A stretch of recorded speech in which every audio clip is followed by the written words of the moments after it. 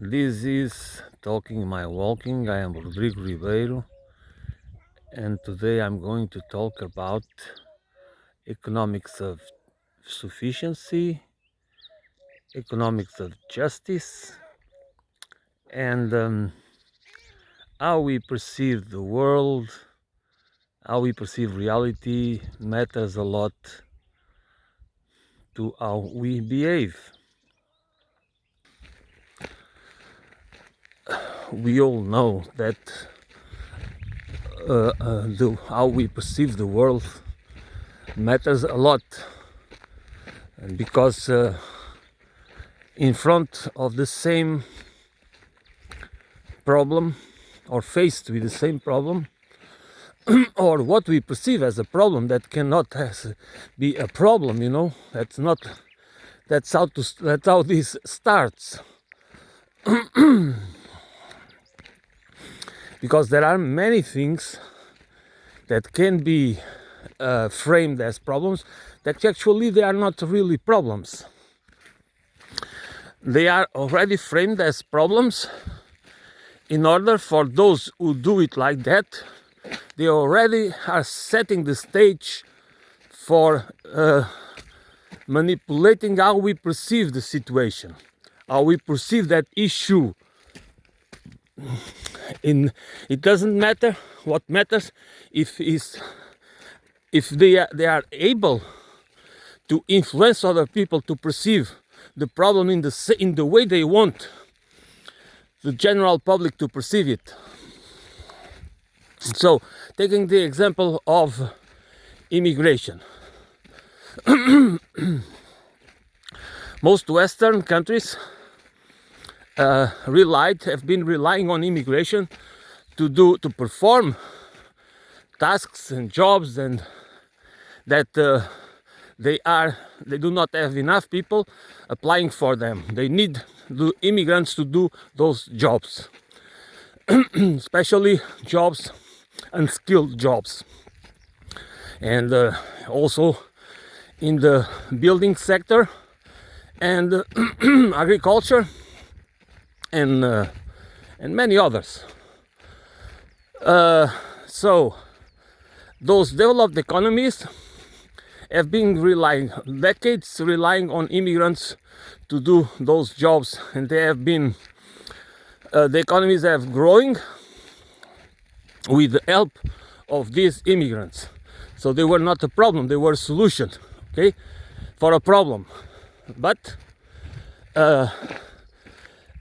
because of the wars and the the international financial policies and the interventions, neo-colonial interventions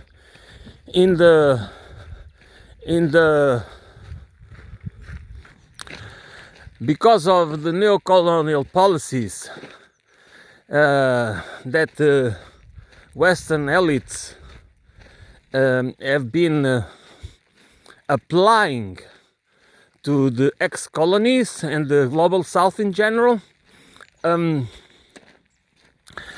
put those countries and those governments in dire straits.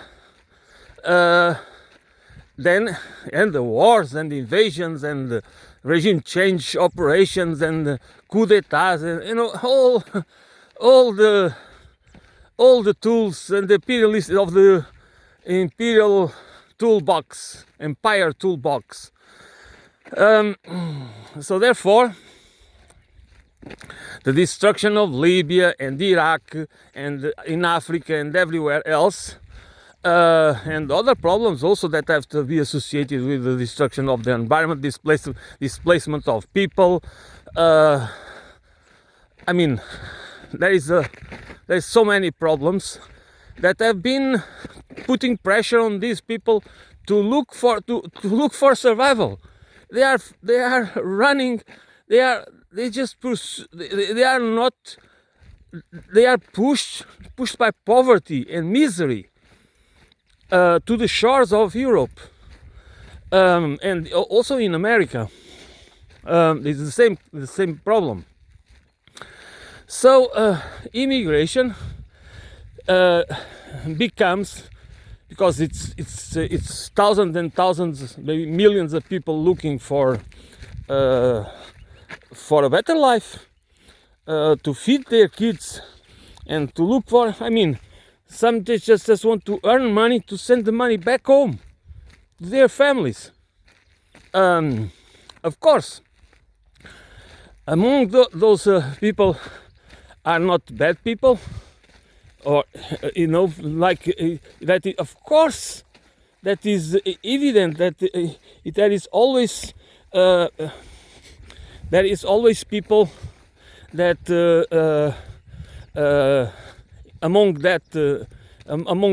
hundreds of thousands of immigrants, there is a few thousands or whatever of people that are criminals or are burglars. Or, I mean, that's absolutely normal. It happens. It has nothing to do with immigration. It is like that. So what do? We frame all of them as being criminals, as being thefts of. They are coming to take our jobs. They are coming for no.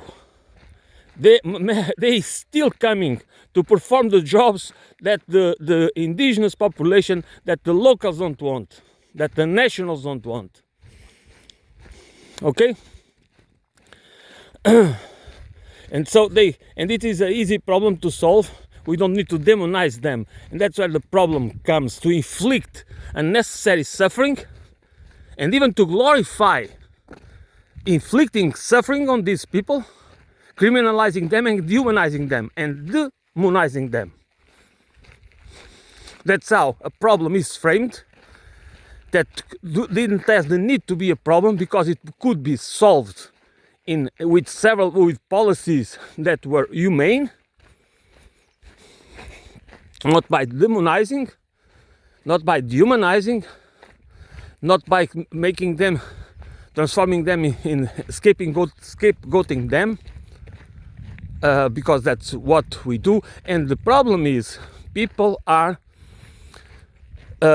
if they can be convinced that they perceive the reality according to these principles, to these premises, then they will perceive the reality and they will act like upon it. Because the reality is only one, in this case of the immigrants, okay? There is a reality, there are immigrants, we have immigrants. And but then the perception of that reality can be manipulated. And never, if justice matters, we never want neither to demonize nor glorify. We have to have justice. Is never about demonization. It's not about dehumanizing people or scapegoating. It's about trying to use facts to analyze reality according to facts. If they are criminals, there is the laws to treat them as criminals. But we don't criminalize the whole population. We don't criminalize to generalizing. By making generalizations, we just attack people that are innocent people, that they are not doing anything wrong. If you don't want them in your country, they will go back. They don't have any other choice. So why should you call them criminals or think that you are superior than them? That's another problem with when we believe that we are entitled because we somehow are of a superior culture or civilization or race or whatever. It doesn't matter. This is the justice is about the perception that we need to work on how we perceive reality, on how we perceive people, how we perceive economics, how we perceive politics. It's not about it's in a, it's the problem of framing.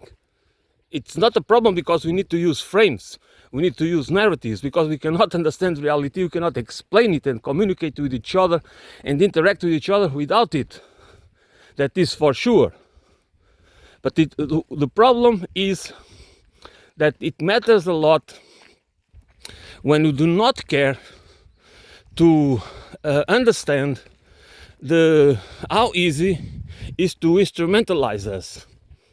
How easy we can be indoctrinated and instrumentalized, and therefore become a useful idiot. But nevertheless, useful idiots are very dangerous, can cause a lot of harm to others and to themselves. That's why it doesn't matter only. It is a matter of ideology, but it is a matter that we need to have principles in this. We need to train. I mean, education. If education is not about preparing us to live in a society where justice matters, where economics and politics is about achieving justice, there is no separation. Now we need a separation of powers for one reason, but there is no separation. In reality, the reality needs to be understood as one. Okay? Economics, politics, culture, society, everything, nature. This is only one reality. For the purpose of analyzing it, we need to separate it or to have that is fine.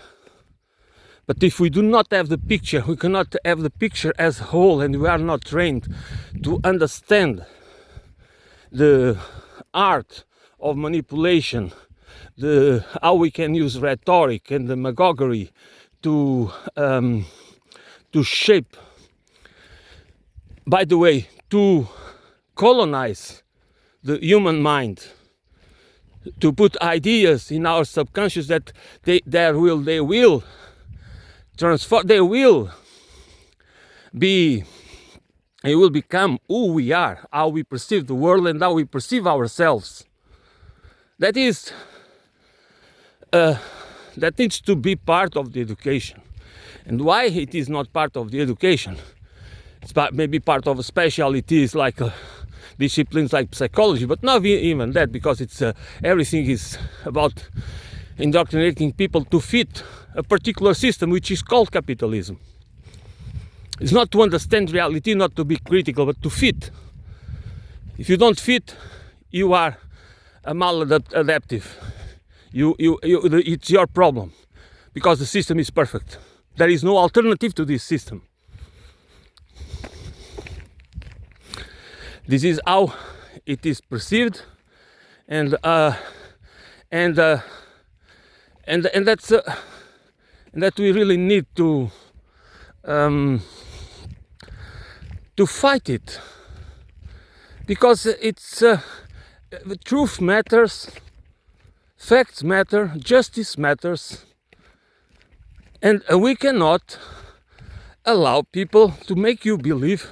You should not allow yourself to be led to believe that empathy and compassion and cooperation and solidarity are toxic, for example, to use a kind of fashion word. Everything so, and why this matters? Because if you allow it, instead of thinking exactly the opposite, it's like we know it's not about being. I mean, when we have we are trained, because everything needs to be trained. Okay, human beings. We have the abilities, the natural, the innate abilities, but they need to be trained, like anything else. All the skills and all the natural talents that we have, they need to be trained, or we might never develop them all our lives. That's how reality works. And the point is,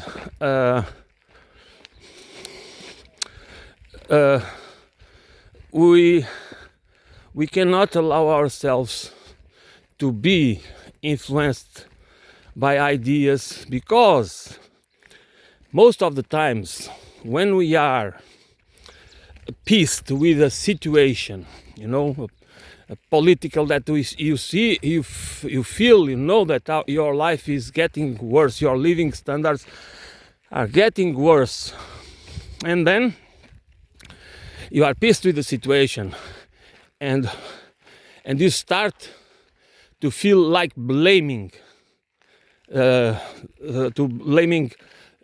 government, to blame the immigrants, to blame the niggers, to blame, you know what I mean.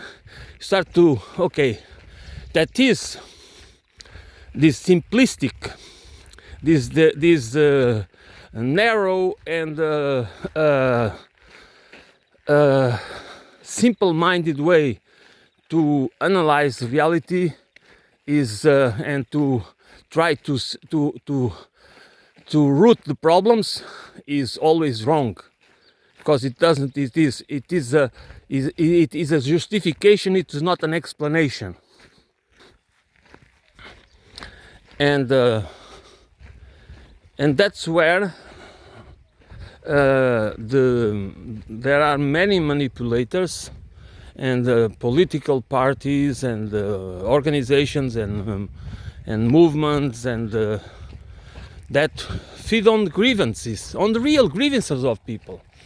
And that's why people that are living those real grievances, that they are real suffering, their living standards are going down. But first of all, they should not. We all need to reflect on our. We all have feelings of entitlement, and that we believe that because of whatever reason, most of the time is not even a real reason, but is some fabrication, that we feel entitled because we belong to a certain group, or we have a certain profession, or certain skills or talents, or whatever. We feel entitled to things, or to social positions, or whatever. That actually is bullshit, because we should not feel like that. That's another point that we need to understand, that we are all equal. We all have positive points and negative points. So we are not. I mean, there is no justification to feel superiority, nor it is justification to feel inferiority. We are not inferior, we are different. The difference is when people need to be punished in some way if they do wrong, if they really whatever they do, directly or indirectly, they make people cause unnecessary suffering. They need to have some sort of punishment. They cannot be rewarded when they do it. And that we have a system exactly that is rewarding people and functions and roles and tasks that actually are more harmful than good for the society and for individuals. For individuals in particular and society in general. And nevertheless, we have a society that works like that. So this is an important point, that when we analyze the situation, why are our living standards going down, we need to understand that it is we need to dig and look for real reasons, not to justify, explain our situation, but to have a deeper and wider understanding of the problem. Because the problem that affects you in a particular way is a problem that affects other people in other ways. So you need to understand the problem not as an individualized problem, but as a problem that is affecting other people. And it is not so. If the problem affects, then it becomes a systemic problem. If it's a systemic problem, what you need to understand is that you have to find the roots of the problem. You don't have to see, you don't have to be, you know, because if you buy into the rhetorics of the manipulators, you know, that using populist rhetoric or whatever kind of rhetoric, from left to right, you know, what you have to, and they sell you a solution, and you need to understand how the solution, how the problem is framed, and who is going to really benefit with the solution. That's where the details are important, because if you want to understand the problems, you need to understand those details in order to not be used. Because what the point that I'm trying to make is that we think we are smart enough to escape being used, to avoid, to shield ourselves from being used. But that's not the case. We often are used, manipulated. It is not difficult that we find ourselves seeing or reading through the wrong lenses, because that's kind of a lenses in front of us. It's kind of a movie, why? Because the way it's framed, it is logic, and so if it is logic, we might think it's true. But between logic and truth, there is not a direct link. Okay? Between logic and truth is not a direct link.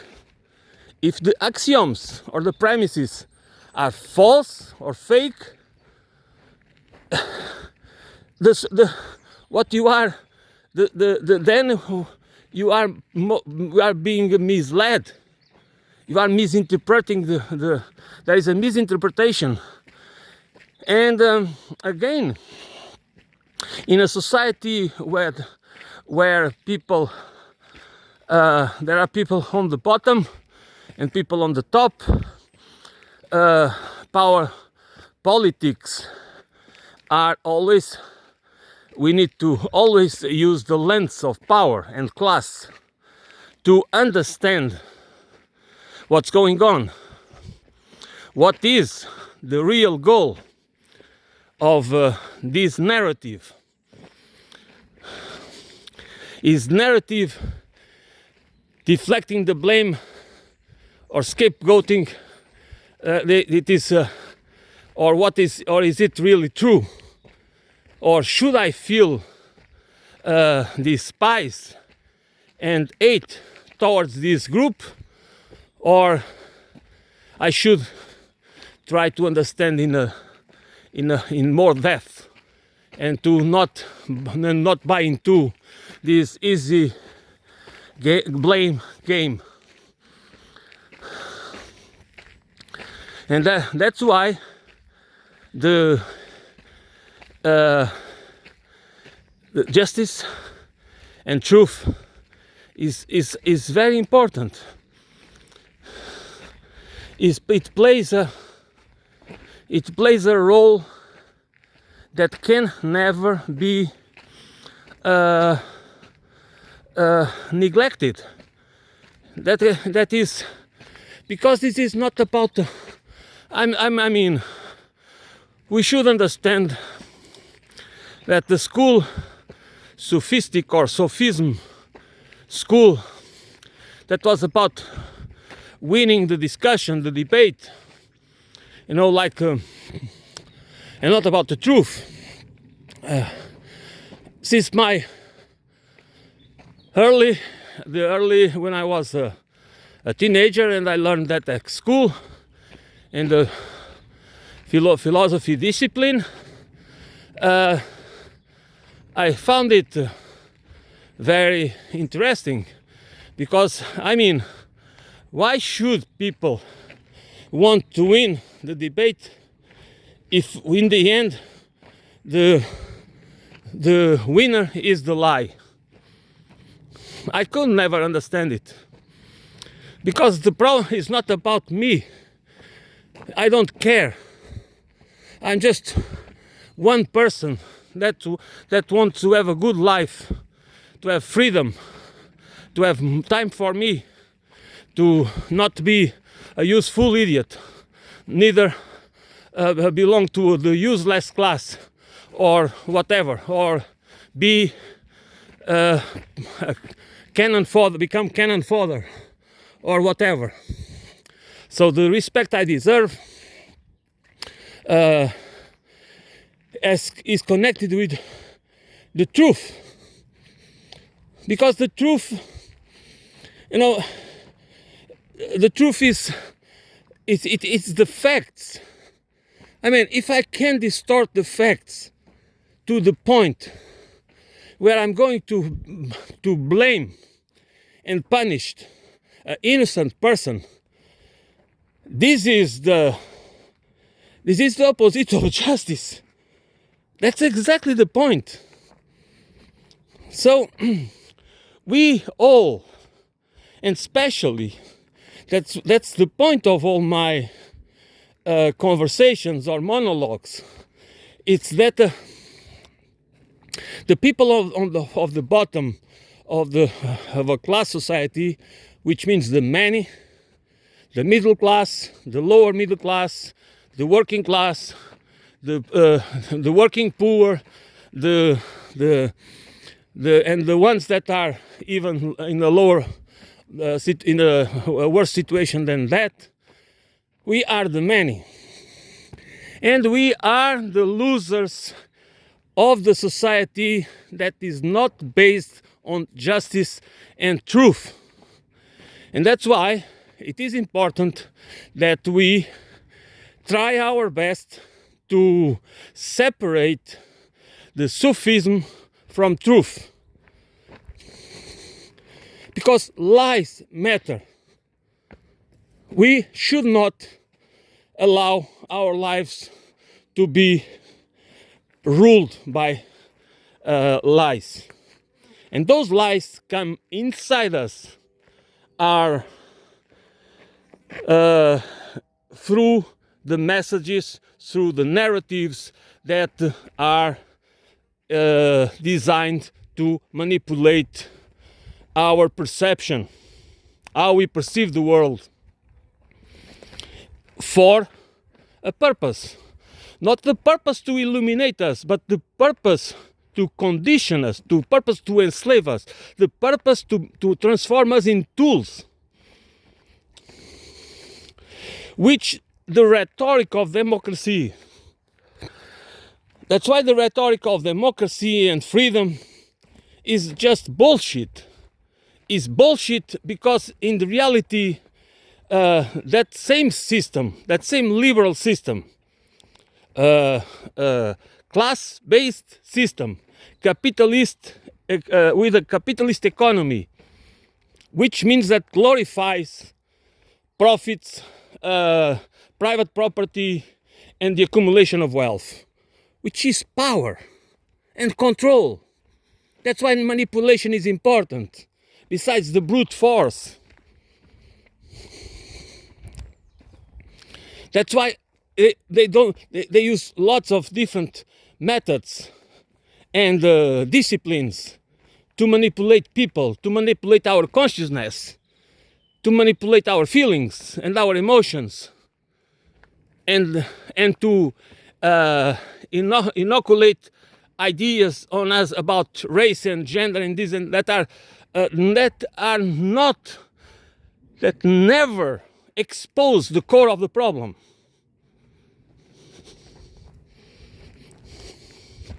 Which is justice. And justice is for everybody. It's for every issue. Justice is not for particular things. And this justice is about truth. So it is about truth. We have to know the truth about whatever matter it is. Whatever the matter is. That's why we cannot just buy easily, or we don't learn this by just listen to podcasts or interviews or only even reading books. This is a kind of a deeper exercise and analysis. This is about that we need to understand the flaws of human condition, the limits and flaws of human condition, which is nothing wrong with that. We are living beings, and our bodies, our organism is worried to keep the body alive. That's the main. That's what all living organisms do. They are working 24/7 to keep the body alive, to try to keep the homeostasis in the homeostatic process within the limits good for life, good for to keep life in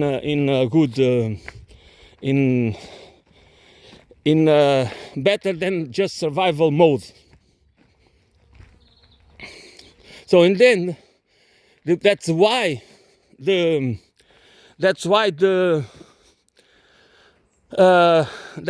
condition, that's why the education,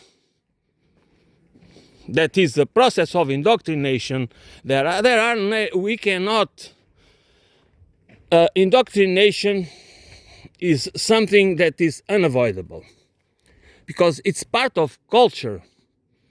So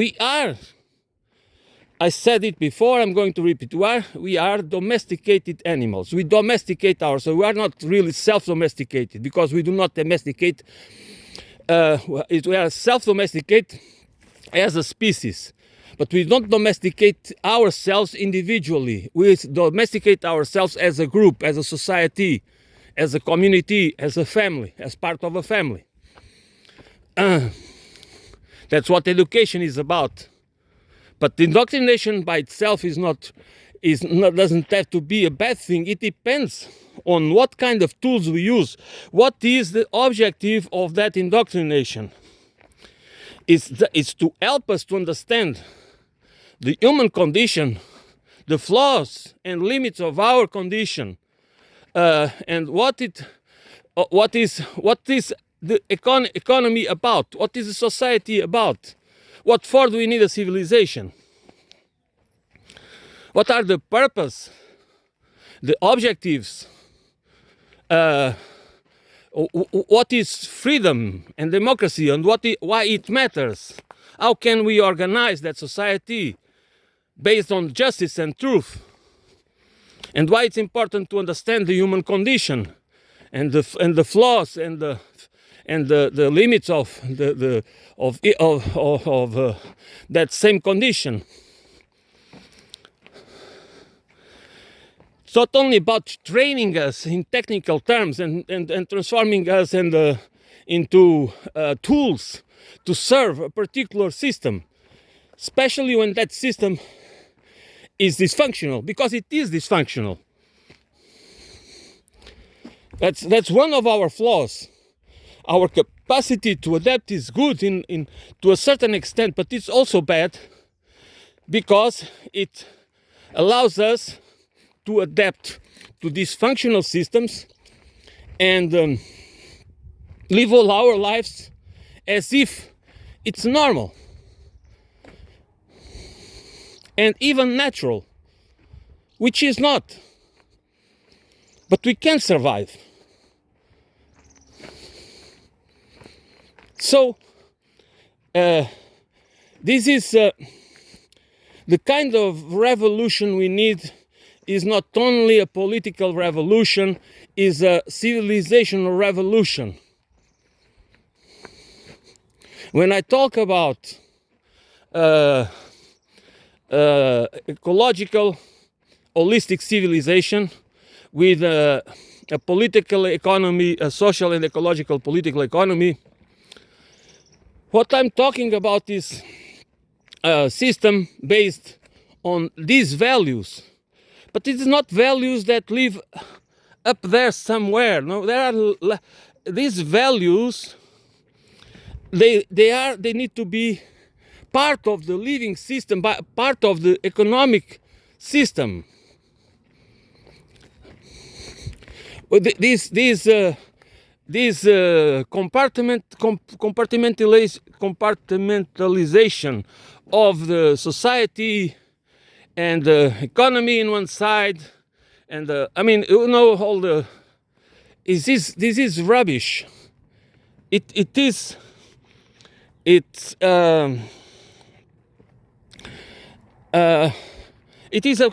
not how we should live.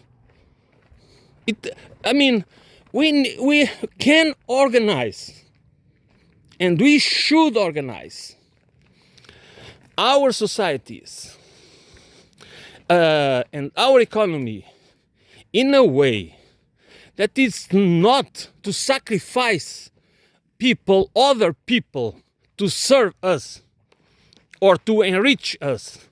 That's not the purpose of an economy. That's why it starts there. That we start to feel that we are entitled, we are superior, and others are inferior. And there we are. If we are experts in something, is to justify stuff. Okay? That's one of our best expertises. Justify whatever. We can justify and we can lie. But why do we need to lie?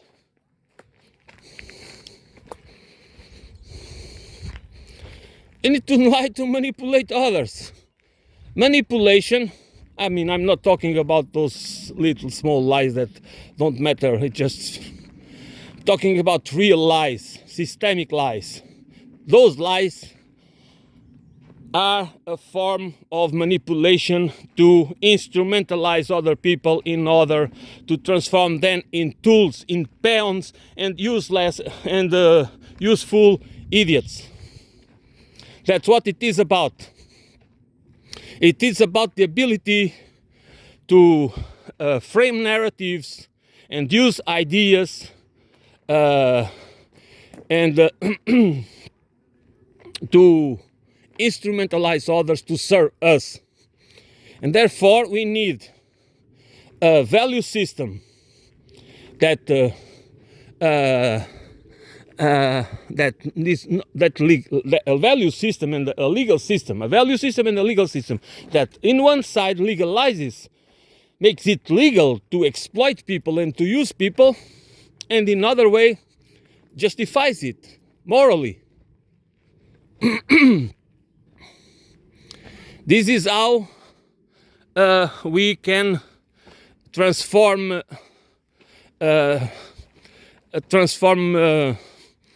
people that should be free. You know, that we deserve to be free.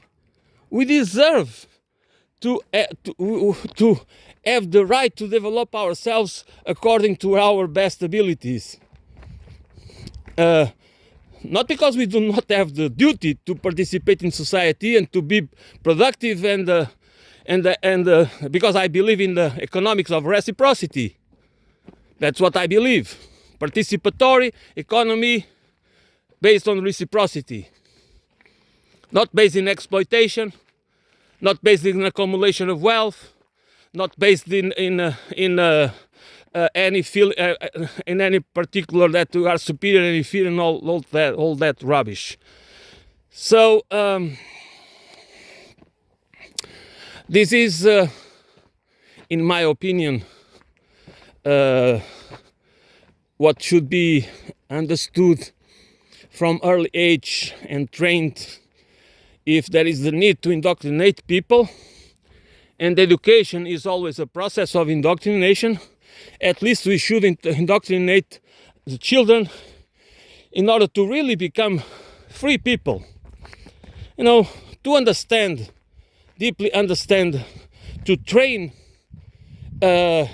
critical analysis, critical thought, to understand how manipulation works, to understand and spot logical fallacies, really to be trained to care about words, to care about language, to care about communication, to care about how narratives are crafted in ways that can be used to transform us into to instrumentalize us for the benefit of others. And against, that's why I brought the issue of the immigration. The issue of immigration is a scapegoat, because these people that buy into it and hate and even glorify and buy into the glorification of inflicting suffering in these people, they are being used against their own class. This is not liberating them from the problem, because the problem is systemic. The problem is not the immigrants. The problem is the system, and that's the system that is sacrificing their lives. And what they are doing is they are being led to deflect the problem into the immigrants.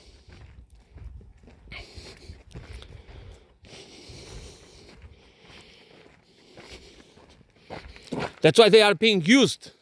Of course, they do not admit it, because if they would admit it, they would change their behavior. They would immediately, if they could see through it, they would understand that, okay, this is not the core of the problem. Immigrants are not the problem. The problem is somewhere else. The immigrants are a symptom. Immigration is a symptom. And that's how you need to understand it. So if there is a symptom, you need to look, you need to make a diagnosis to be able to find the cause of the problem. You can fight the system, you can inflict unnecessary suffering, but you are not going to solve the problem unless you address the real causes and roots of it. So it is not, it's not easy to go through all the propaganda barrage and because they do not want us, they want us, they want us divided in as many groups as possible, because the more divided we are, the more atomized and tribalized we are, the easier it is to control us. That's why that's why liberals and far right and all the rest, they are all in bed together, not because they are in bed together, but for the purpose of controlling people. They are in bed together. They use different rhetoric and different demagoguery, but in the end, they are working together because they are promoting division. They don't want us to understand the roots of the problems. They don't want to understand why the society and civilization, this capitalist society and this imperialistic civilization, is the root of the problem that needs to be addressed. If we do not address it, we do not solve any problem. That should be clear. So that's why we don't have democracy. This is just the liberal democracy is just it's a lib fascist reality. Is a liberal facade with a fascistic core. That's where we are living. In one side we have the neo-libs, and the other side we have the neocons. It's kind of the yin and yang. They just, they just have the power to control our lives. And it's like the same, it's like the politics. It's, politics is not the same thing as being,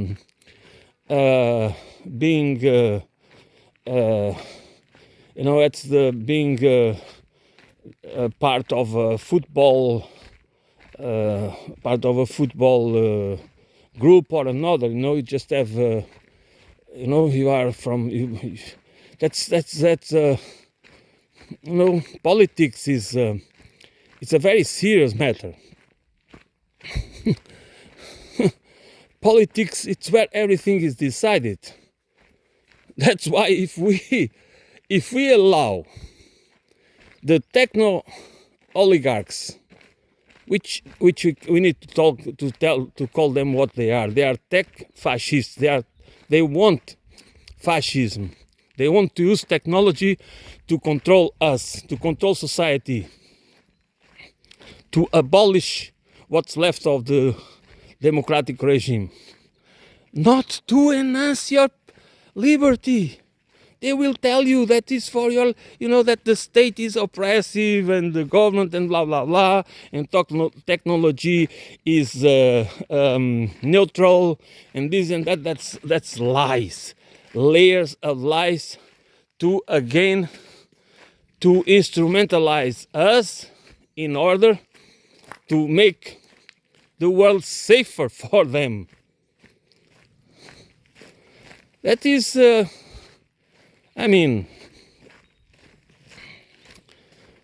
that's our reality. So we need to be smarter than that, because if we do not organize and unite and come up with an idea for a society, for a society and an economy and a civilizational paradigm that works for us and for nature, we might be doomed. First, to start with, we probably are going to have a techno-fascist, transhumanist civilization, which might look fun, but I don't know if, in my idea, that is going to be a dystopian nightmare. And probably they are going to come up with ideas to kill a lot of us in order to make it more sustainable. Some eugenic programs that they will make them fashionable enough to be swallowed by many of us. That's how all it works. That's why if you don't put truth and justice on the top, you never have, if you don't put truth and justice at the top of the values, we are not going to have a society where cooperation, solidarity, empathy, and compassion will matter, because it is interrelated. We can have a lot of love to give. We can care a lot for other people and for nature and for the animals and for everything. It doesn't matter if the system where you have to fit and live and survive does not support it. In the end, it's a failure. That's why we are failing everything to save the problems. To solve the problems, the poverty and everything else. Why? It's because it's a systemic flaw. It is by design. It was never meant to be solved. Why? Because there are people profiting out of it. That's not because there is not the means and the resources to solve it.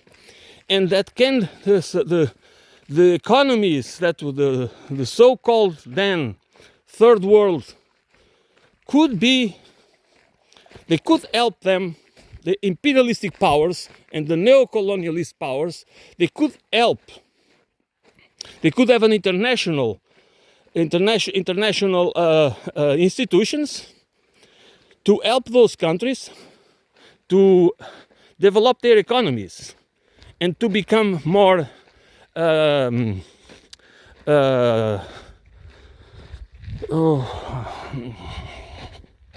sovereign. But no, that was not the goal. The goal was to keep them poor, to not allow them to have a true democratic government, not transfer any technology, but to keep a neo-colonial system, to keep extracting the resources and controlling them by financial enslavement and other means. So that's why we still have that huge difference between countries. Not because the people are stupid, because they are inferior than us. Whatever. That's again how they want us to. That's what they want us to believe, because that's the same tool they use to justify that we, the poor, are poor because we are stupid and because we are losers. That's the same. That's why they say, if you are poor and loser, it's your fault. That's the same principle and values they use to justify the other ones while they are exploiting them, taking their resources and everything else. That's how it works. That's not. If we do not understand how how the powers that be frame these issues, economic, social, racial, gender, and everything else, and we will never be able to create and to organize and unite with the understanding of the core issues, where the roots of the problems are, because this is why I always try to point out the idea of holistic understanding, because that's where the idea of understanding human condition, the flaws and the limits of the human condition, the language framing, the psychological, psycho-emotional manipulation, and everything else, which means the understanding of the PR industrial complex, and also the media industry, how films and movies and all the mass media communication system, which advertisement, everything, the infotainment industry, how they manipulate us, how they frame reality in ways that make us understand reality not as the reality is actually, but they that's what they want. They want us to understand reality in the wrong way.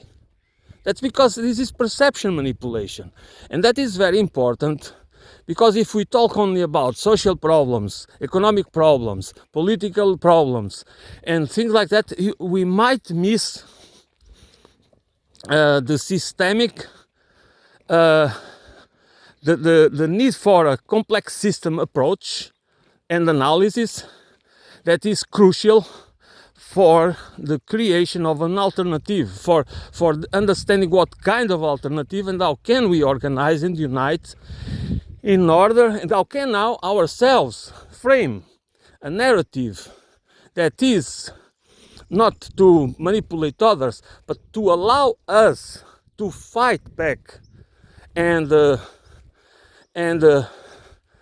win, not based on sophistic manipulations, but in truth and justice.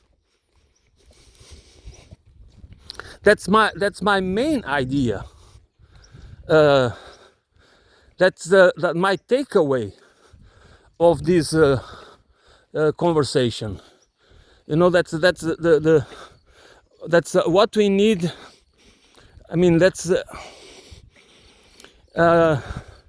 I try my best to make kind of complex issues, and it's layers of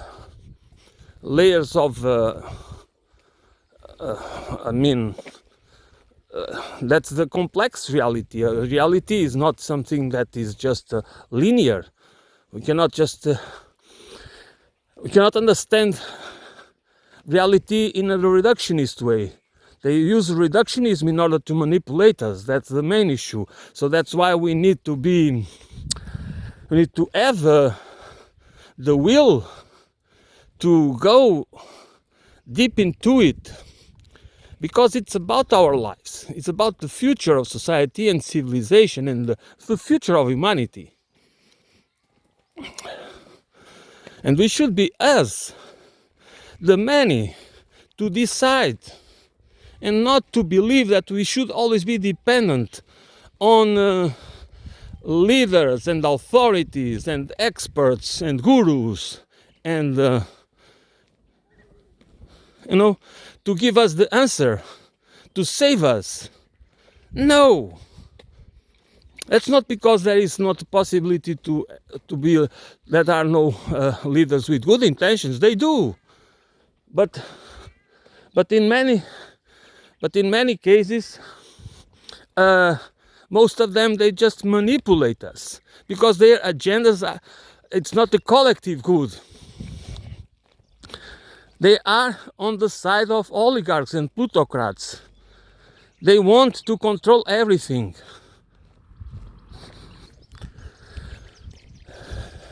And that's what we need to overcome. That's what I yesterday tried to talk about. We are the ones that we have been waiting for. And we need to be, this slogan is meaningless if we don't take it seriously. Slogans are meaningless if we don't bring it into action. Not only posts in the social media, we need to get together, to unite and organize and debate. It's not about me or about you.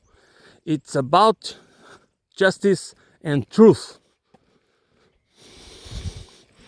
It's not about winning the discussion.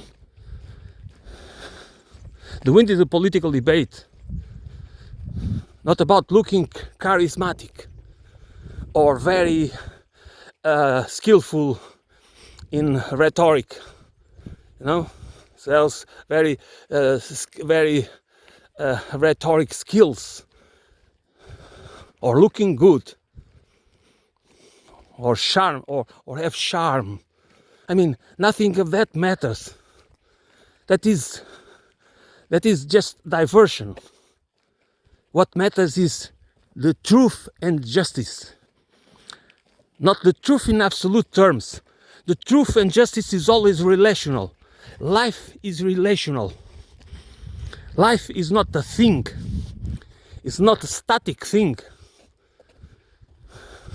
It's relational. And that's how we need to understand. That's why we need the holistic lens to look into reality through holistic lens. Okay, I will end up it here. Thanks for listening. I will be back soon.